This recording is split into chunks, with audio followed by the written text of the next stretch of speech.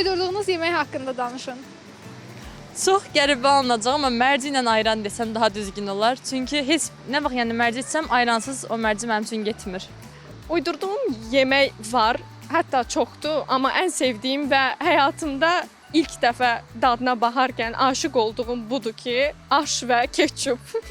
Gecə 3-də 4-də yemək ağlıma gəlir. Elə düşürəm nəsə alıram, ağlıma nə gəldi elə bişirirəm də.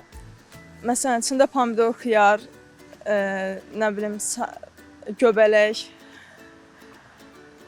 mozzarella pendirindən ibarət, mozzarella pendiri və mayonezdən ibarət bir salat.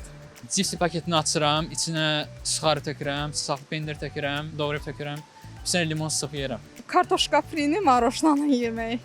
Uydurduğum deyəndə bəsit yemək, tost eləyirəm, çörək arası kalbasa, pendir və ketçup. Bir dəfə kartoşka qızartmasına necə deyim, tomat yox, ketçupla falan, mayonezlə falan qatışdırmışdım. Və sonra da un falan belə elədim, atdım, qızardıqca belə ki, firinin başqa cürünü alındırmışdım bir dəfə.